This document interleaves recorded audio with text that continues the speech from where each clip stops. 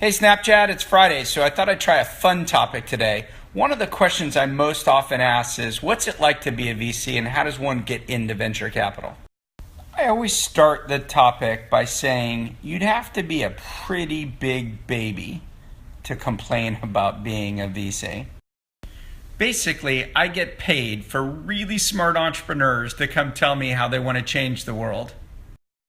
If I'm interested, and if they like me, I can spend as many meetings as I want trying to uncover their ideas, their business plans, their methods, their technology. And if it's not an area of interest for me or not something I'm likely to fund, that's it. I don't have to spend any more time on it. I generally speaking have no quarterly targets, so I don't have to hit monthly sales targets, quarterly sales targets. I get to travel where I want and do what I want. That said, if you're interested in basketball, you want to be on the court. If time is running out and it's March Madness, you want the ball. You want to shoot the three-pointer with the clock running out. What I'm really saying is, I think for a lot of VCs, if you really could be an entrepreneur, you would be. What I like to talk about is the roller coaster. When you're an entrepreneur, there's really high highs and low lows. VCs experience that as well, but the peaks and valleys are much lower.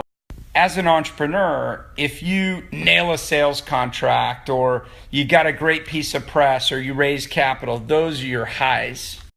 At the same point in time, if your servers melt or Google announces they're competing with you or your co-founder quits, your lows are terrible. You don't sleep for days.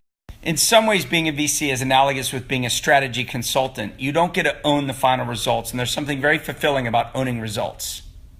But at some point, you realize you can't hit the three-pointer anymore, and you realize that you're a better coach, you're a better mentor than you are a player.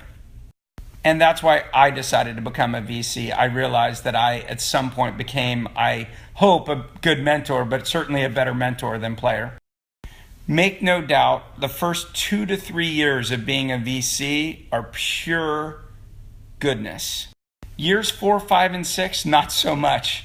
You've had just enough progress to feel good about yourself and just enough failure for humility. But years 6, 7, 8, 9, 10, the stresses really do start to build up. You have a lot of stresses, time commitments, allocation, losses. You deal with partnership dynamics and staffing and the future of the industry and even worries about whether you're going to stay relevant. I won't name names, but some of my friends who are some of the top people in the industry still tell me they're worried about being 2 to 3 years from irrelevant. That's because the industry changes so quickly and the popular platforms and technologies and entrepreneurs change so quickly. So how do you get into venture capital? The problem is, there's almost no openings ever.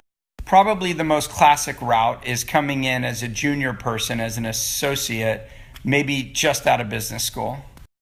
To come in at a partner level, you almost certainly had to have been an entrepreneur and a fairly successful entrepreneur at that. And jobs don't open often at the partnership ranks in venture capital. It's hyper competitive to enter as an associate or as a principal. And I'm not being elitist when I tell you this. I'm just giving you the facts of what it actually takes for most associates.